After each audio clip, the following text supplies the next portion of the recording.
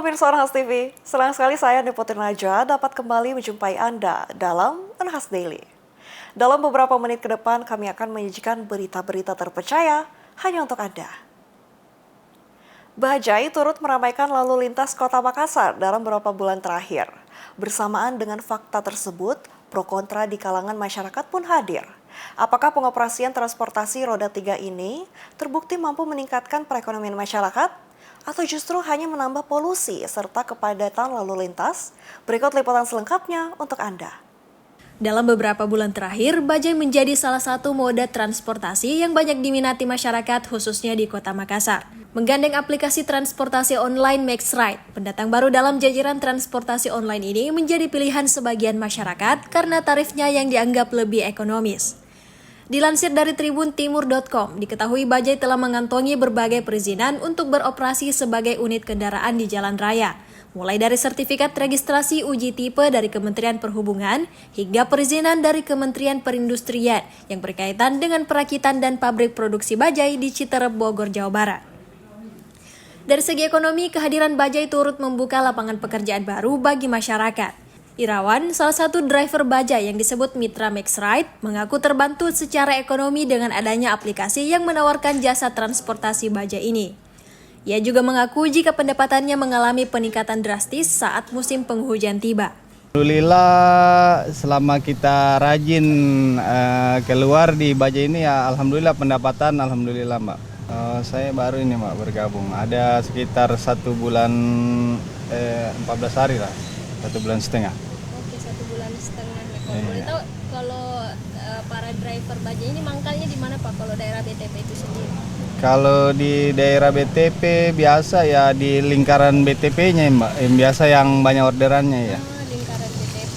Iya. Berarti tetap menggunakan aplikasi apa kalau mau Iya harus menggunakan aplikasi. Oke, ini kan ada banyak aplikasi-aplikasi serupa seperti Gojek, Iya. Grab. Nah, kenapa Bapak lebih memilih untuk MaxRide ini Pak? Karena ini aplikasi baru ya di Makassar sendiri dan istilahnya banyak berbeda sama aplikasi yang lain begitu anunya. Jadi dia beda dengan aplikasi-aplikasi yang lain. Iya, dia lebih murah. Meningkat jelas permintaan pengorder itu kalau musim hujan itu banyak, dia lebih banyak ya dibanding biasa cuaca biasa iya. Kira-kira berapa persen Pak peningkatannya? Peningkatannya bisa sampai 300-400%. Kendati demikian, tak dapat dipungkiri jika kehadiran bajai menuai pro dan kontra. Di samping dapat menjadi lapangan pekerjaan baru yang tentunya meningkatkan perekonomian masyarakat, di sisi lain, bajai juga memiliki dampak terhadap lingkungan serta kepadatan jalan raya. Hal tersebut diungkapkan oleh ahli transportasi Universitas Hasanuddin, Profesor Insinyur Sakti Aji Adisasmita MSI, M Engineering SC, PhD IPU ASEAN Engineering. Ya tentu itu benar juga ada manfaat positifnya ya karena membuka lapangan kerja ekonomi bagi masyarakat ya. Tetapi di satu sisi ada manfaat ekonomi, ada manfaat positif, tapi tentu juga ada dampak negatifnya.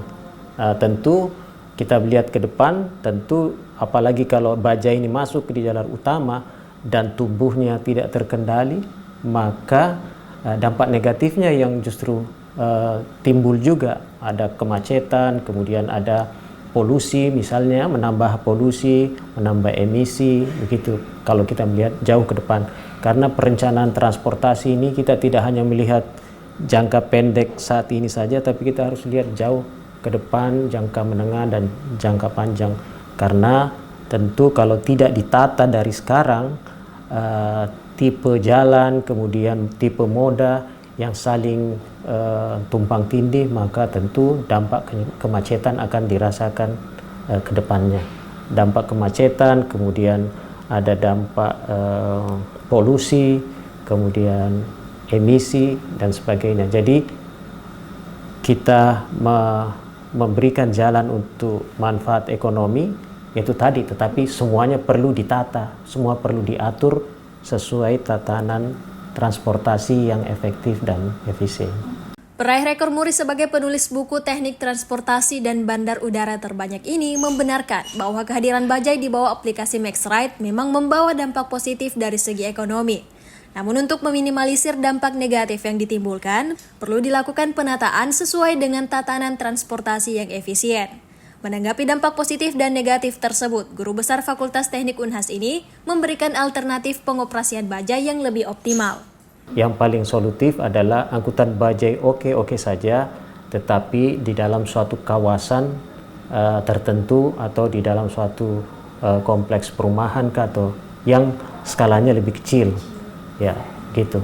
Sehingga di jalur utama itu adalah angkutan massal seperti BRT, kemudian nanti ke depannya mungkin ada angkutan kereta api, komuter lain di Kota Metropolitan Makassar, angkutan bajai melengkapi sebagai feeder, dan angkutan pada kawasan-kawasan tertentu. Itu kalau dipotret dalam kacamata akademik ya gitu ya. Begitu aturan teorinya gitu. Jadi jalur utama angkutan massal, jalur pengumpan bisa angkutan misalnya angkutan bajai kah, atau angkutan bentor atau yang lain.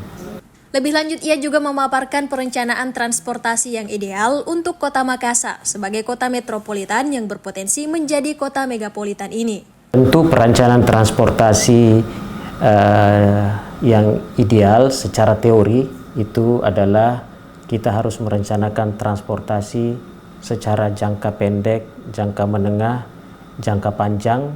Kita merencanakan sistem transportasi yang terintegrasi, intermoda, antarmoda, multimoda, dan penerapan sistem angkutan massal yang berorientasi massal, yaitu misalnya dengan BRT, kemudian kereta api, apakah LRT, MRT, atau monorail. Itu perlu adanya kajian yang mana yang cocok untuk diterapkan di Kota Metropolitan Makassar, karena belum tentu di kota lain berhasil, belum tentu di sini berhasil, karena perencanaan transportasi itu tidak hanya mencakup aspek teknisnya saja, tetapi tentu ada aspek tata ruang, aspek ekonomi finansial, aspek lingkungan, aspek operasional, aspek sosial, dan aspek-aspek lainnya. Jadi banyak aspek yang harus dipertimbangkan.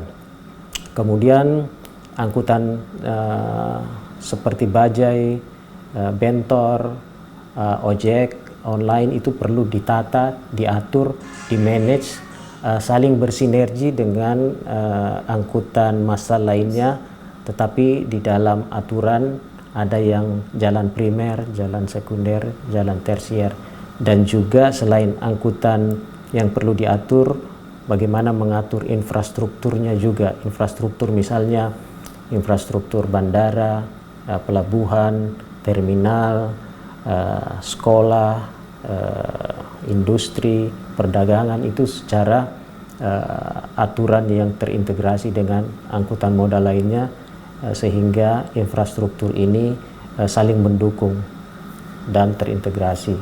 Prof. Sakti menegaskan bahwa perencanaan transportasi perlu dibuat untuk jangka pendek, menengah hingga jangka panjang dengan mempertimbangkan berbagai aspek. Menurutnya, pengintegrasian transportasi di jalan primer, sekunder hingga tersier, juga manajemen infrastruktur akan saling mendukung dalam perencanaan transportasi yang ideal. Iva Syarahman, Muhammad Syaiful, Unhas TV. Dalam menjaga kesehatan tubuh, mengatur pola tidur menjadi aspek penting. Namun dalam mengatur pola tidur yang baik, perlu untuk memperhatikan posisi tidur kita. Sebab posisi tidur dapat mempengaruhi kesehatan tulang. Lalu bagaimana posisi tidur yang baik dan benar? Simak berita selengkapnya untuk Anda. Mengatur pola tidur yang baik rupanya tidak cukup dalam menjaga kesehatan. Namun juga sangat dianjurkan untuk memperhatikan posisi tidur. Sebab ini akan berdampak pada kesehatan, khususnya pada tulang kita. Dalam wawancara bersama dokter spesialis ortopedi dan traumatologi Universitas Hasanuddin, Dr. Sakti mengatakan bahwa tidur memang memiliki dampak signifikan pada kesehatan seseorang, terutama pada sistem gerak tulang dan juga otot. Banyak penelitian telah menunjukkan posisi tidur yang tidak tepat dapat memicu masalah pada sistem gerak. Ketua Departemen Ortopedi dan Traumatologi itu menyatakan bahwa posisi tidur harus disesuaikan dengan kebutuhan masing-masing individu. Sebab setiap orang memiliki perbedaan dalam hal usia, kondisi kesehatan, dan riwayat penyakit yang dimiliki atau tidak dimilikinya.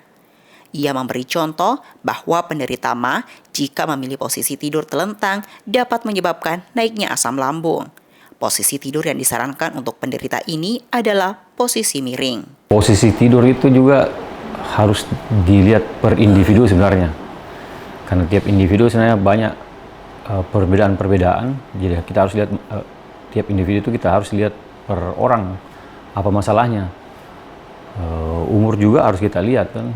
Ada penyakit apa itu kita harus perhatikan. Tapi kalau misalnya orang tersebut normal tidak ada masalah, nah disarankan itu, kalau ini berdasarkan sains ya, penelitian, disarankan tidur yang bagus itu kalau posisi dia supine atau terlentang. Terus yang kedua yang bagus itu posisi dia miring, menyamping, seperti itu.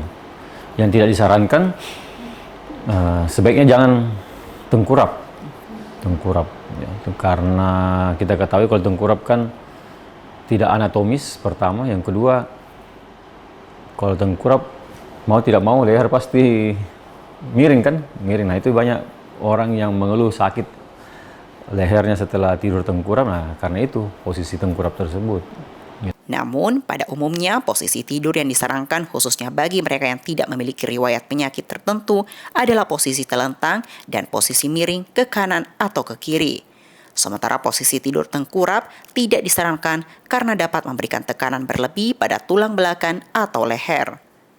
Dr. Sakti mengatakan bahwa kebiasaan tidur dengan posisi yang tidak tepat akan berdampak pada kesehatan tulang seperti merubah bentuk tulang belakang, terutama jika kebiasaan ini dilakukan bertahun-tahun.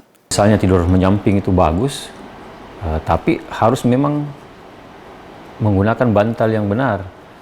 Karena kalau misalnya bantal yang tidak digunakan tidak benar ya, terus posisi menyamping, itu kan leher pasti akan jatuh ke bawah.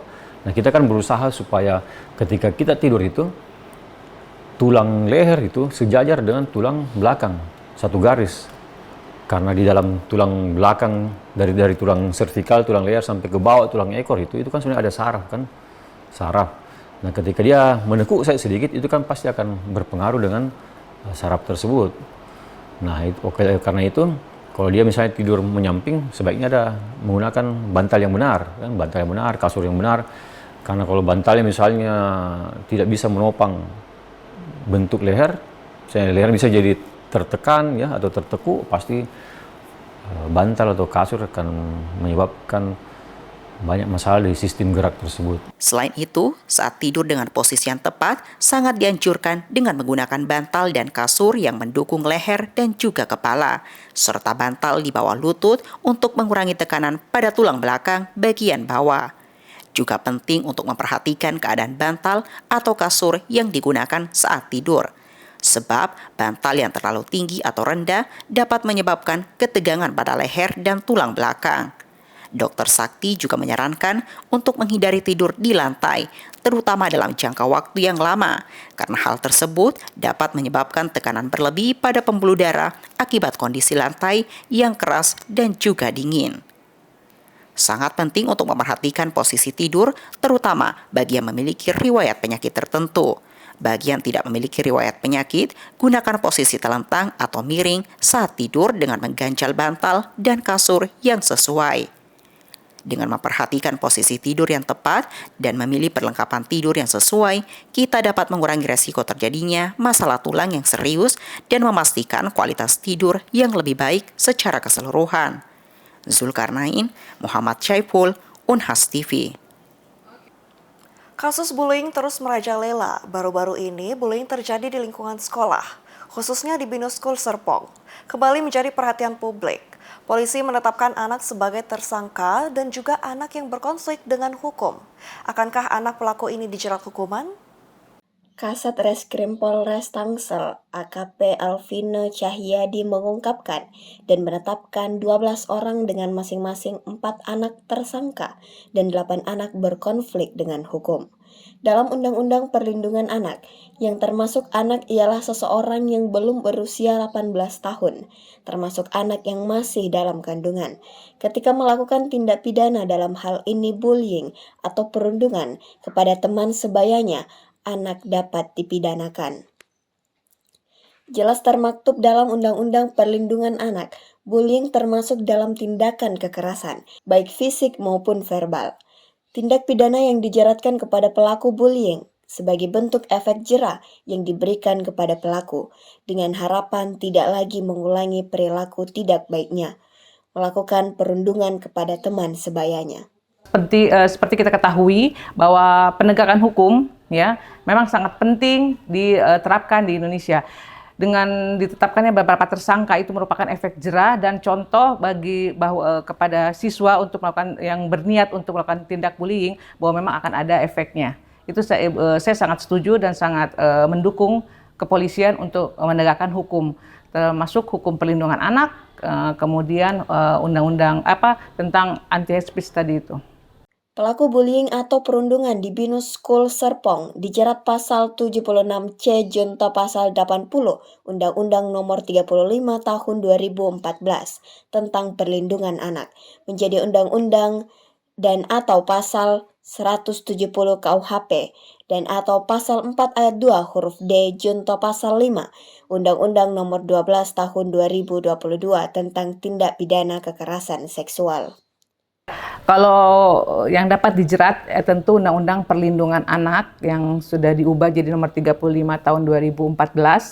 Tapi dengan ancaman, situ diberikan juga ancaman penjara dan denda. Tetap diberikan sanksi seperti itu karena ini merupakan suatu tindak pidana, bukan lagi tindak kenakalan anak. Bullying atau perundungan di lingkungan sekolah sering dan selalu berulang terjadi. Seperti yang terjadi di Binus School Serpong, marilah bersama semua pihak sekolah, pihak pendidik, anak-anak juga orang tua siswa harus berusaha menjaga anak-anaknya dari korban maupun yang utama dari pelaku tindak bullying. Stop bullying dan amankan lingkungan sekolah dari perundungan. Aminah Rahma Ahmad, Andi Muhammad Syafrizal, Unhas TV.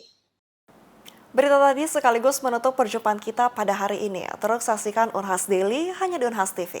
Saya Andi Putri Najwa, mewakili kru yang bertugas pamit undur diri dan sampai jumpa.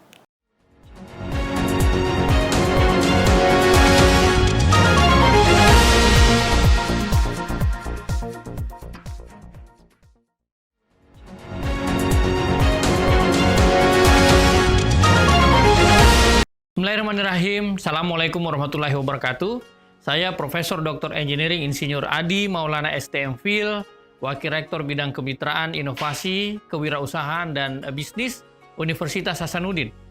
Ingin mengucapkan selamat menunaikan ibadah puasa.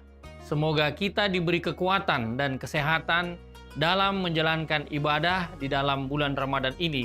Dan semoga Allah Subhanahu wa Ta'ala menerima segala amal ibadah kita. Amin, amin, amin ya Rabbal Alamin. Assalamualaikum warahmatullahi wabarakatuh.